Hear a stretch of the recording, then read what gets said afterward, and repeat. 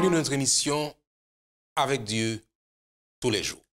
Comme nous le faisons régulièrement sur ce plateau, nous passons du temps avec Dieu autour de sa parole. L'Église adventiste du 7e jour a préparé cette série de réflexions qui nous invite à découvrir le Dieu qui est dans les cieux. Le texte que nous considérons ce matin est tiré de Jean chapitre 15 au verset 5.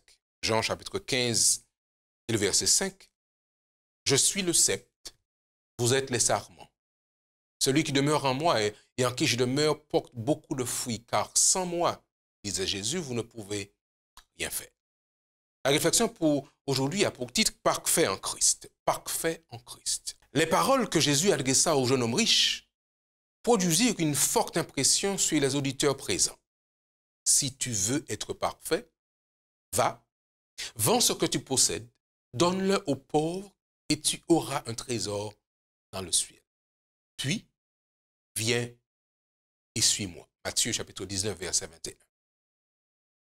Il s'agissait, chers amis, d'un jeune homme pieux, strict observateur de la loi, préoccupé par son salut et qui avait découvert en Jésus quelque chose de plus qu'un maître, puisqu'il l'appela bon maître. Un jeune homme de qui l'on dit que Jésus, l'ayant regardé, l'aima, selon Marc chapitre 19, verset 21.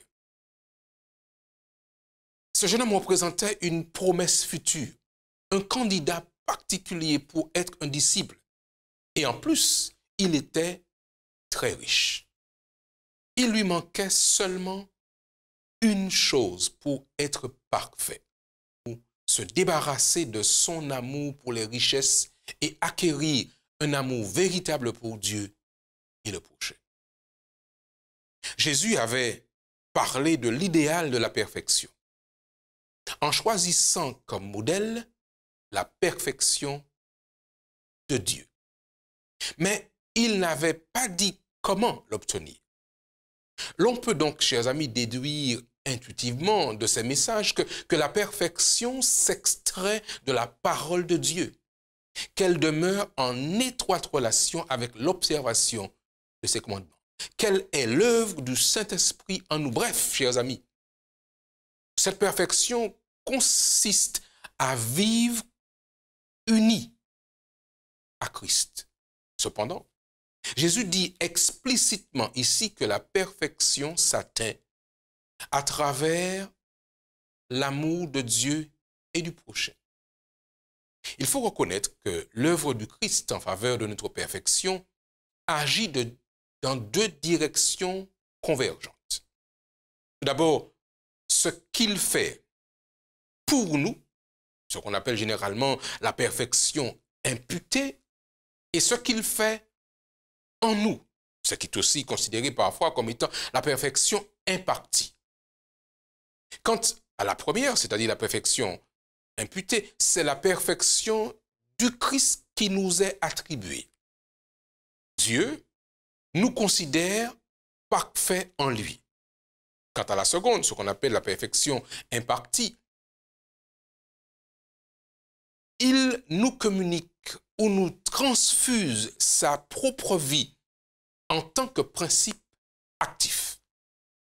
Ellen White, à ce sujet, déclare « Ainsi que le sarment tire constamment la sève du sceptre vivant, nous devons rester attachés à Jésus et recevoir en lui, par la foi, la force et la perfection de son caractère. » C'est tiré de Jésus-Christ à la page 680. Alors, chers amis, en paraphrasant ce que Jésus dit à ce jeune homme, Ellen White dira dans Conquérant Pacifique à la page 503, je cite, « Pour être parfait, une chose te manque. Aimer comme je t'ai aimé. Si tu me suis, j'implanterai cet amour dans ton cœur. » En réalité, l'amour parfait du chrétien est la perfection en action.